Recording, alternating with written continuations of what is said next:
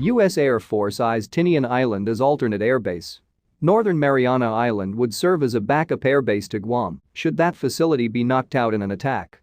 It is from this base on diminutive Tinian Island, called North Field, that two B-29 bombers, modified to carry atomic bombs as part of Operation Silverplate, flew separate sorties that would comprise the only operational uses of nuclear weapons to date. Some 75 years later, the island has garnered new attention. The U.S. Air Force is now looking at it as a backup to Guam should that base be destroyed in an attack. According to reports, the Department of Defense is moving ahead with plans to formally build an airbase on Tinian, located just 100 miles to the north of Guam's Andersen Air Force Base, the war zone reported. It is all part of an emerging distributed combat operations strategy that will likely be as much about survival as about getting an advantage on the enemy, at least during the opening stages of a potential conflict in the Pacific theater. Analysts say taking out two airfields that are defended by missile interceptors with medium-range ballistic missiles is costlier and harder to execute than just one, the war zone reported. Andersen AFB is so key to U.S. strategy that the possibility that a natural disaster could knock out flight operations in the entire region is also a driving factor.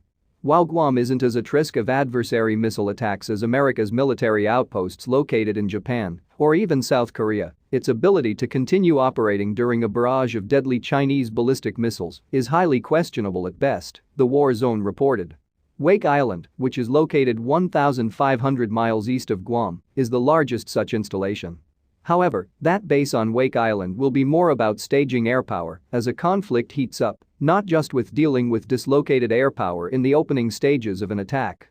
Tinian, which is now part of the Commonwealth of the Northern Marianas Islands, a U.S. territory, was seized from the Japanese by U.S. forces in the summer of 1944, the war zone reported. Following the end of World War II, the airfield's big parallel runways, aprons, and support structures largely fell into disrepair, but it remained an austere airfield capable of receiving tactical transports. Another airfield located in the central part of the island, Tinian's actual airport, but also known by its World War II designation Westfield on the other hand, can support combat jet types. Now, the U.S. is going to build a full-on alternate operations facility capable of accepting formations of diverted aircraft and even launching combat operations, the war zone reported. It's believed this initiative is centered around a 40-year lease deal that was signed in 2019 and will leverage the aforementioned Tinian International Airport and its existing 8,500-foot runway and small apron and expand upon it. Right now, just the sprawling America's Robert E. Camosa transmitting station, RECT's shortwave radio relay installation, which transmits Voice of America, Radio Free Asia, and Australian Broadcasting Corporation broadcasts in this part of Pacific, is the only major manned facility that occupies this portion of the island.